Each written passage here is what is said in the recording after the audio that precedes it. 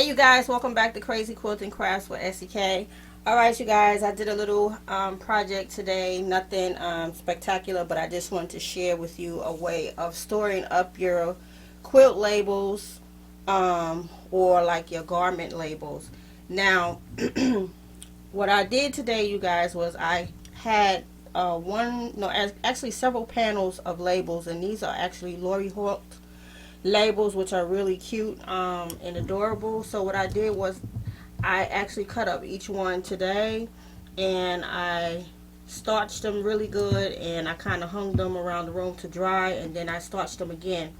The reason being is that I find that if you starch and store them up, it'll keep them from fraying. So I actually just kind of came up with this idea, but I have been using it for a while, and I said, well, let me share this with you guys because this will help you too with labels. So in the past, I have been storing up my labels in these little cute little bags that come in your subscription kits, and I actually got all of mine from Fat Quarter Shop. So I had a subscription with them for maybe 2 years, and then I had a subscription with another quilting company that does subscription, and I was getting these little bags, these little cute little bags, little zip up bags, kind of like project bags, right? Well, this one is actually a project bag. There we go, right there. So I actually started sewing up my boutique labels in here, which are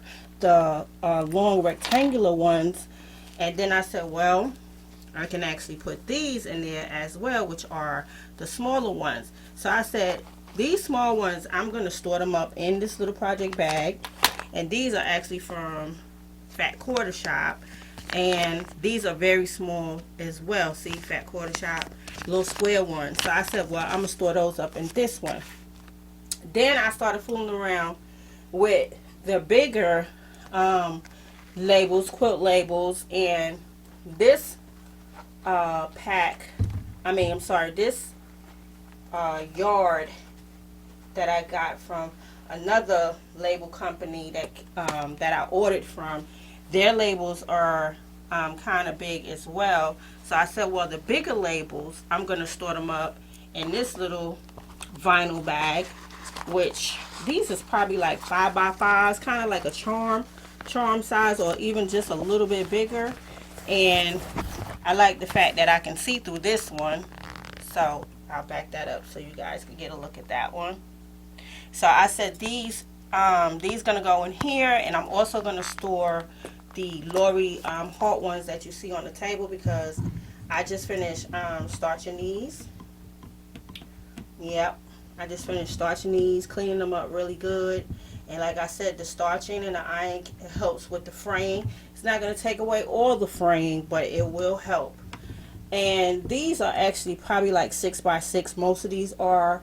There may be a few in here that may be like 5x5, like this one. So these will fit just right in this bag as well. And as you can see, it got a nice stiffness to it. You hear it? Almost sound like a cardboard. So I said that's going to be my little go-to method of storing up my labels, because I've been going around in the craft room tidying up, because when I tell you I got stuff everywhere, projects everywhere, things have, we do get a little bit out of hand in our craft room. So I said, well, let me tidy up and figure out some other ways of storing things. And I said, this is what I'm going to do today. I'm going to cut up labels, I'm going to starch them, and I'm going to store them. Now this is another bag that I had got, and it has this, well, no, that's not usable, but I'm going to take that out. It's just in there to keep the bag formed. This is a really cute bag too. I don't know who made this bag, but I know this bag, the one that is the project bag, is definitely Tula Pink. But this bag is so cute too. This is a bag where you can store up like your needles for your piecing of, like, what are those, oh gosh, why my mind does that to me all the time. But this is a good bag to store up your EPP. if you're doing English paper piecing, that's the word I was looking for. You can store up your little needles in here, and I already have like a little needle pouch in here, which is cute. But you can also store up your labels in here. But again, I like the fact that these bags are clear and I can see exactly what's in them. So again, I'm putting the smaller ones in this bag, and these are the ones that are on the table are still drying. They almost ready. And then I'm going to store them up neatly into this bag, which is the salt and sand air bag. And I think what I'm going to do is actually store some facing this way and then store some facing that way, so that I can actually see right into the bag and know where my Lori Halt labels is at. So yeah, you guys, I hope this video was informative for you. And yeah, drop me a link, drop me a message and let me know, how do you store up your quilt labels? And some of these labels are actually for knitters and crocheters too. So they all are not sewing labels. So if you're interested in possibly purchasing these are Lori Halt labels, and they come like, I think these are probably like 1 yard long. So y'all see that? Let me turn it this way so you can see. You don't just get sewing labels. I mean quilt labels. You don't just get quilt labels. You get all sorts. And they're really cute. They're colorful. I love them. And they look very good on your project. I've used these twice already on 2 of my quilts.